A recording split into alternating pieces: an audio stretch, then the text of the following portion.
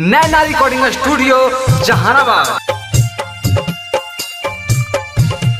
पूनम दीदी जिंदाबाद जिंदाबाद जिंदाबाद। कमता भैया जिंदाबाद जिंदाबाद जिंदाबाद। नैमा पंचायत का जनता जिंदाबाद जिंदाबाद जिंदाबाद। पूनम दीदी जिंदाबाद जिंदाबाद जिंदाबाद। भैया की ना काया गली गाली सो रहा कैना। भैया की ना काया गली गाली सो रहा कैना। भैया की ना ताजी तावे लतावा तोड़ हाथिन ना। लोगवा की ना काजी तावे लतावा तोड़ हाथिन ना। जनता की ना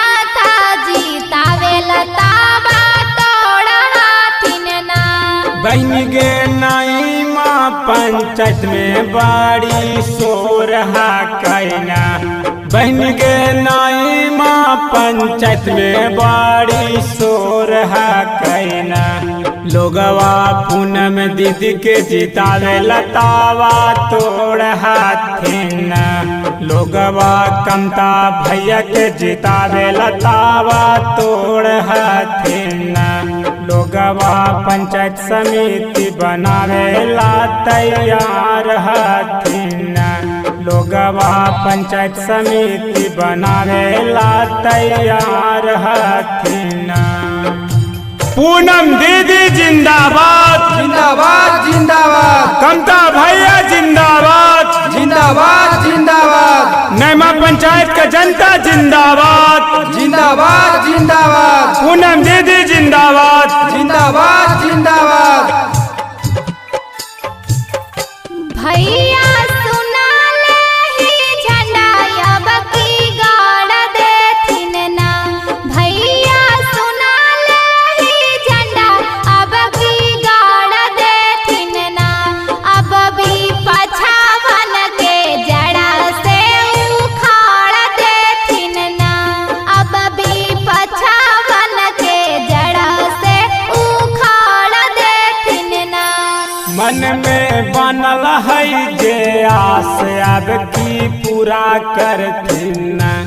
मन में बनल है जे आस अब की पूरा करथिन। इता नैमा पंचायत के विकास करथिन। हमरो पूनम दीदी बड़ी ईमानदार हथिन। पूनम दीदी जिंदाबाद जिंदाबाद जिंदाबाद। कमता भैया जिंदाबाद जिंदाबाद जिंदाबाद। नैमा पंचायत का जनता जिंदाबाद जिंदाबाद जिंदाबाद। पूनम दीदी जिंदाबाद जिंदाबाद जिंदाबाद। भैया घुसखोरा बन के झांसा में मौत आई हो ना। भैया घुसखोरा बन के झांसा में मौत आई हो ना। चाची पूनम दीदी के पंचायत समिति बनाए दीहना।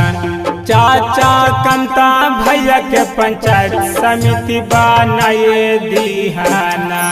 भैया गावे गाव के छूटल कामा पूरा करथिन। दादा गावे गाव के छूटल कामा पूरा करथिन। अब के नैमा पंचायत से जीताए दीहना। अब के पूनम दीदी के पंचायत समिति बनाए दीहना। अब की कमता भैया के पंचायत समिति बनाए दीहना।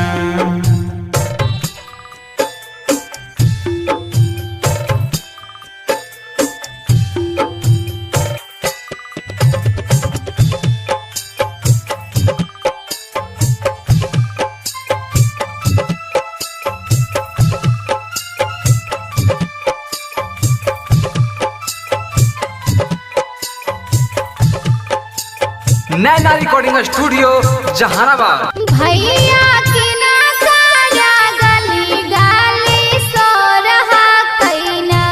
भैया